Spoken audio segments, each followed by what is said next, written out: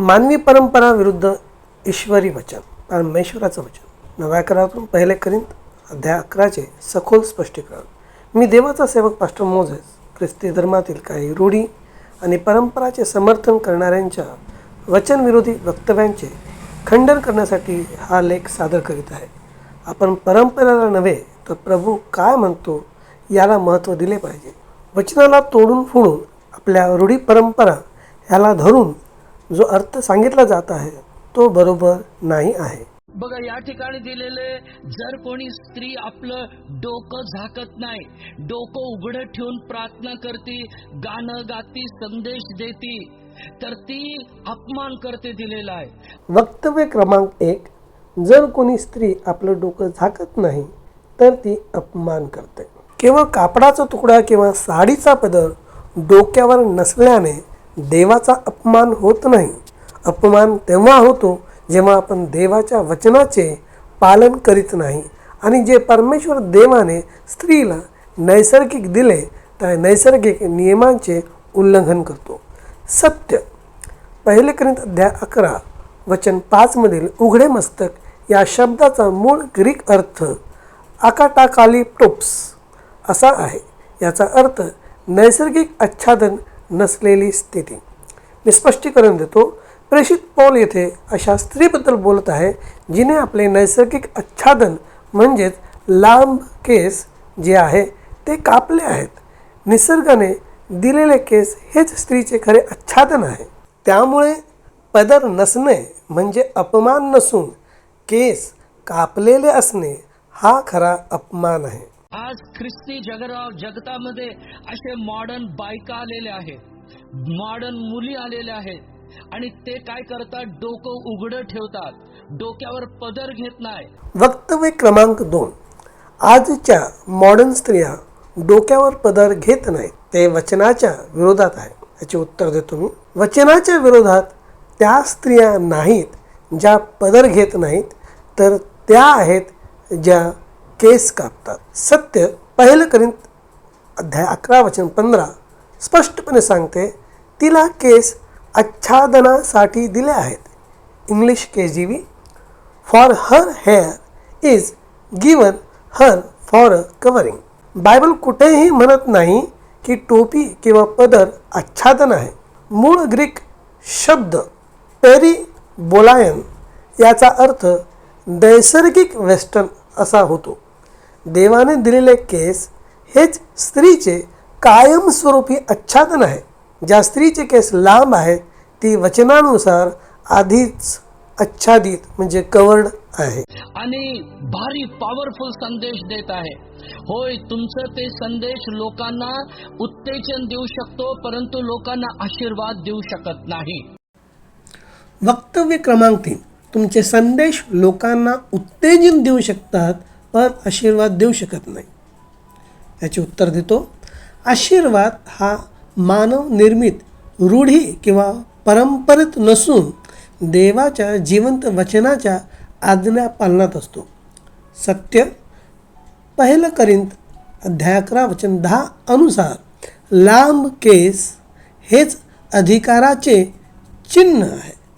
एक्सुसिया Greek जो शब्द आहे तो हा आहे एक्सुसिया. स्पष्टीकरण देतो. अधिकाराचे चिन्ह कापडाचा तुकडा नाही तर लांब केस आहेत. जेव्हा एखादी स्त्री वचनाला मान देऊन आपले केस लांब राखते तेव्हा ते लांब केस तिच्या डोक्यावर असलेल्या आध्यात्मिक अधिकाराचे कंसामध्ये पती आणि ख्रिस्त ह्याचे प्रतीक ठरतात. देवदूतांच्या उपस्थितीत हे नैसर्गिक केसच तिचे सामर्थ्य आणि संरक्षणाचे चिन्ह ठरते. वचनाच्या विरोधात वागून तुम्ही लोकांसाठी आशीर्वादित कधीच होऊ शकत नाही. उघडे केसाने प्रार्थना करणारे आणि संदेश देणाऱ्या ज्या बायका आहेत त्यांच्याकडे हा माझा व्हिडिओ पाठवा. ते त्यांना अपमानकारित आहे. वचनाच्या विरोधात ते जाऊ शकत नाही. अंडोगुंडो थंडा पाणी असं तसं बोलून ते कव्हर करण्याचा प्रयत्न करतात, पण ते शक्य नाही. आमच्या डोक्यावर आम्ही याला घेतलंय त्याला घेतलंय. अरे, प्रभूला आपल्या हृदयात घेतलं पाहिजे. डोक्यावर घ्या म्हणून कोण बोललंय तुम्हाला? हृदयात घ्यायला पवित्र शास्त्र बायबल आपल्याला सांगत आहे. वक्तव्य क्रमांक 4, डोक्यावर पदर घ्या. प्रभूला हृदयात घ्यायला सांगितलंय, डोक्यावर नाही. माझे उत्तर, हे विधान वचनाचा पूर्णपणे विपर्यास करते. प्रभूला हृदयात घेणे आवश्यक आहेच, पण प्रभूचे मस्तकावर जे अधिकाराचे चिन्ह बाळगायला सांगितले आहे ते म्हणजे नैसर्गिक लांब केस आहेत. स्पष्टीकरण देतो. परमेश्वर देवाने नैसर्गिक रीतीने वचनाप्रमाणे तिला केस हे म्हणजे स्त्रीला जन्मताच आच्छादन म्हणून दिले आहे. 1 कोरिंथ अध्याय 11 वचन 6. यामध्ये 2 क्रिया आहेत. कैरो म्हणजे केस कापणे आणि जुराव म्हणजे मुंडन करणे. जर स्त्रीने केस कापले असतील म्हणजे कैरो, तर देवाच्या नजरेत मुंडन करण्या इतकेच लाजिरवाणे आहे. येथे मुद्दा साडीच्या पदराचा नसून नैसर्गिक आच्छादन म्हणजे देवाने दिलेले जन्मताच केस हे कापण्याचा आहे. लांब केस हे बायबलमध्ये कसली आठवण देते? स्त्रियांचे लांब केस हे तर त्यांना स्त्रीत्वाच्या गौरवात आणि वचनाच्या अधीनतेत ठेवण्यासाठी दिले आहे. केस हे त्यांच्या मस्तकावरील असलेल्या अधिकाराचे आणि स्त्रियांनी आपले केस कधीही कापू नयेत, कारण ते त्यांचे कायमस्वरूपी परमेश्वर देवाने दिलेले आच्छादन आहे. केस हे केवळ सौंदर्य नसून ते अधिकाराचे चिन्ह आहे. 1 कोरिंथ अध्याय 11 वचन 10 नुसार स्त्रीने आपल्या मस्तकावर अधिकाराचे चिन्ह पॉवर अथॉरिटी बाळगणे आवश्यक आहे. हे चिन्ह म्हणजे कापड नसून तिचे न कापलेले लांब केस आहेत. हे केस दर्शवतात की ती ईश्वरी व्यवस्थेच्या आणि आपल्या पतीच्या अधिकाराच्या अधीन आहे. म्हणून प्रिय बंधू बहिणींनो, येशू ख्रिस्ताचं ठिकाण येशू ख्रिस्ताला आपण दिलंच पाहिजे. त्याचा आदर आणि त्याचा सन्मान केलाच पाहिजे. आपण बरेच स्त्रियांना या दिवसामध्ये आम्ही यूट्यूबमध्ये पाहतो, उघडं डोकं ठेवून ते लोक काही डान्स करतात, काही आराधना करतात. हे सर्व बायबलच्या विरोधात आहे. तर हे बायबलच्या विरोधाची पद्धती सगळी बंद झाली पाहिजे.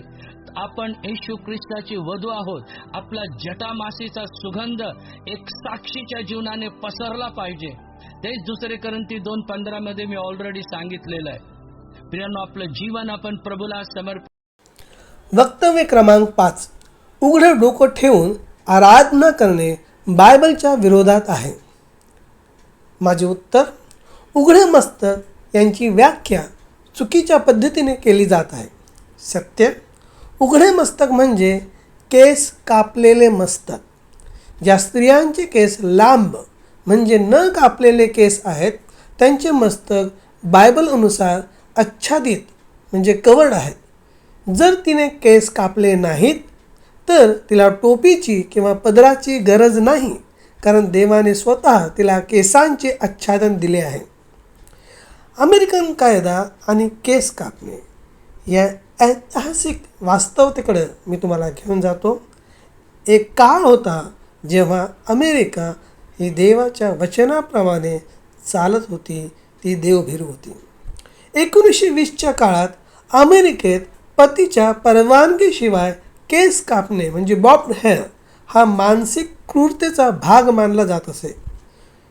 घटस्फोटाचा अधिकार, अनेक न्यायाधीशांनी अशा प्रकरणात पतीच्या बाजूने निकाल दिले. पतीच्या बाजूने निकाल देऊन घटस्फोट मंजूर केला होता, कारण केस कापणे हा पतीच्या अधिकाराचा भंग मानला जाई. पूर्वीच्या नागरी कायदे न्यायालयात देखील न्यायाधीश बायबलमधील मूल्यांचा 1 कोरिंथ अध्याय 11 याचा आदर करत होते, जिथे स्त्रीने आपले नैसर्गिक गौरव लांब केस राखणे अनिवार्य होते. केस कापणे ही केवळ फॅशन नसून तो स्त्रीत्वाचा अपमान आणि ईश्वरी व्यवस्थेचे उल्लंघन मानले जात असे. परंपरेनुसार पदर घेणे ही एक रीत असू शकते, पण लांब केस राखणे हे देवाचे वचन आहे. जो केवळ पदराचा आग्रह धरतो पण केस कापण्याला ब्युटी पार्लरला संमती देतो, तो वचनाच्या सत्यापासून फार दूर आहे.